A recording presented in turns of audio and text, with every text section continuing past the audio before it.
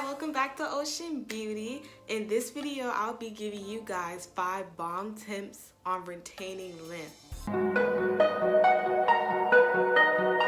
Okay, I have these written down. Well, before I get into the video, get into this cute protective style, y'all. Okay, and that's on period. Like, I usually do mini twists here and there, and I do it more like in the colder months just so I can like be out of my hair for a couple of days and I can just do like a whole bunch of cute styles. But I have like a bang to the side right here, and I have bobby pins some twists over so it could just like fall on the side and instead of in my face. And then I just put that up in a ponytail or whatever, and then I just left some out on the side, and I also left one out in the back and did my edges, of course. But yeah, into the protective style. And I just dropped a little short TikTok on my Instagram of like, I think like 5 different styles that you can do with mini twists, so you should definitely go check that out. But let's hop right into this tip. One of the most important ones that I probably said like a million times on my channel is moisture, because dry hair breaks off, moisturized hair doesn't. Like, you really have to find out like what products really work for your hair. And natural hair, especially type 4 natural hair, loves water. It loves to be moisturized. Some people will always think that their hair is dry, or natural hair will always naturally have like a kinky coarse feeling, but you have to remember that that's how our hair actually feels like. Like my hair, like it always feels like kinky and thick and all that stuff, but I can tell when it's like actually dry because it feels dry. Like right now, well, I can exactly feel like the full nature of it because it is in twist, but I can feel it right now kind of, but it still has like that kinky nature to it, but it is moisturized. But like I can tell when it's dry because it's like a sponge, like a dried up sponge. Like that's how it is when it's actually dry. So I feel like it's important to keep note in between that, because some people would be like, oh, I moisturize my hair all the time, blah blah blah blah, but it still feels dry. I just think that they don't know that type 4 natural hair especially always feels like kinky and coarse and stuff. Like that's how our hair is. So you really have to pay attention to when it's actually moisturized and to when it's actually like dry. But yes, moisture is very, very, very important. Like moisturized ends don't break off. If your ends don't break off, then you can retain length. Okay, and tip 2, it's very important to not become a product junkie. Like I know like a lot of these products do be looking good and they be smelling good and it be tempting because some of them be for the right price, y'all. But it's important to stay consistent with what you use. Like you can't just do some random protein treatment, go buy this different line, this different line, this different line. That's low-key how I was when I first went natural, because I was just excited. Like everyone would be like, oh, this works, that works, this works, that works. And I would be like, oh, I'm gonna buy that, I'm gonna buy that, I'm gonna buy this. But after a while, like I just saw that it's really important just to stick to the same thing, because that's what your hair is used to. Like just trying a whole bunch of things out all the time is not really good. But at the same time, you do have to figure out what works for your hair. But I would just say don't go crazy with it. And another, well, this isn't like a separate tip, but this is just to piggyback off the second one that I just said about products. You have to make sure that your products work together, especially if you're using it from a different line.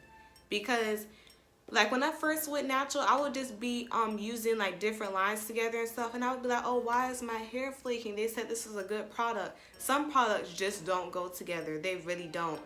Like I wish I remembered the natural hair blogger that I found. She was like, before you put different products in your hair, you should just like put it on your wrist, kind of like you testing out perfume or something. Put it up there and just mix it together, and if it looks a certain way, then that means it won't mix. But if it looks like it's blended like well, then that means it will. I wish I would have known a trick like that, because I can't tell y'all how many days I walked around, my product would be flaking. I would be like, why? Just why? Like especially when I first went natural, I just didn't know.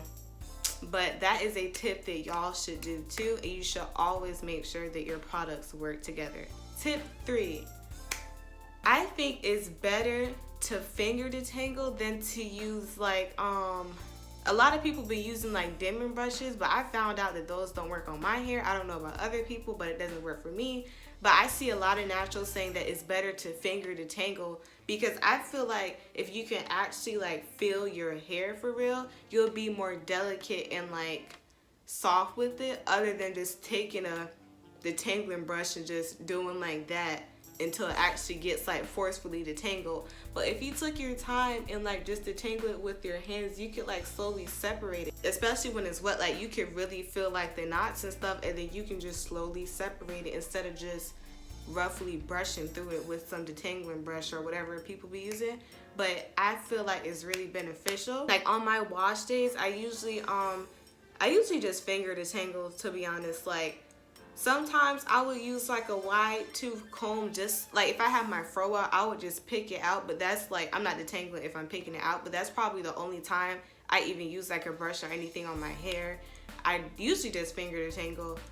And I wish I could like make a comparison photo for y'all and show like the difference with the breakage and stuff, because I have way less breakage when I finger detangle compared to when I used to use like detangling brushes. Those, I feel like those take your hair out more, honestly. Like when I used those, I had a lot more breakage. And another thing to piggyback off of that, I feel like it's really important to only detangle wet hair. It will make your life easier and your hair will love you. Like dry hair, like if you try to detangle tight for hair when it's dry and unmoisturized, you're going to be pulling your hair out for no reason. You're going to be pulling your hair out. It's better to do it when it's wet. And now for tip number 4, it's very important to keep heat to a minimum. Like I know sometimes like we would use blow dryers to like stretch your hair and stuff. I feel like that's fine, kind of, depending on how much you do it. But I just feel like it's really important to keep heat to a minimum. Like don't flat iron your hair too much or blow it out too much, or always use the blow dryer to stretch your hair, because you can stretch your hair in different ways. But I would just say it's really important to not use a lot of heat on your hair. I feel like that's just something for everyone, something that everyone pretty much knows, because unfortunately heat damage is unreversible. Like I really do not feel like you can actually reverse heat damage. Like I've seen a lot of like people and natural hair YouTubers thinking that they can reverse heat damage, but their curls never go back to normal, so they would just have to transition and cut it off. Like on one of my favorite YouTubers, African Beauty, she said that she had never had a relaxer in her life, but she had heat damage. She basically had to transition and cut that off, and now her hair is just flourishing. Like it's growing down her back. Like she's my favorite YouTuber. I just really feel like it's important to like keep it to a minimum, and maybe use heat on your hair like twice a year, like once at the beginning of the year and then once at the end of the year. And when I say that, I mean like heat isn't like flat irons and stuff like that, because I don't feel like it's as bad. Like if you hold your hair and then use the blow dryer to kind of stretch it, I don't feel like that is as bad as using a flat iron. I feel like you can do that more often, but not too often. But yeah, I just feel like for flat ironing and all of that, you should do it once at the beginning of the year and once at the end of the year, or maybe once a year. But as far as like just stretching it like that every couple of months, I try to keep it to like a minimum.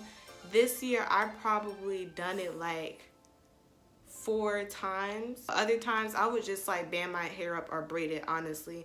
But I really only use like the blow dryer to stretch it out if I really want like my fro to be big, or if I want like a big like braid out, or a stretched braid out or something, or a stretched twist out. But other than that, I really just use the banding method. And the last tip, deep condition your hair. Will love you if you deep condition. Like y'all, like after you have your wash day, it's very, very, very important to put that moisture back into your hair ASAP. Like it's crazy, like I can really feel like, well, the shampoo and stuff that I use is not really stripping, but that conditioner just adds an extra layer of moisture, and that's very important for your hair. But I feel like a lot of people pretty much deep condition, or some don't. But I feel like that's a very important thing to retain length. I hope that these 5 tips helped y'all out. Please let me know if it gave you guys any insight or anything, or if it was helpful. But thank you for watching my video. Please do not forget to like, comment, share, and subscribe. Bye.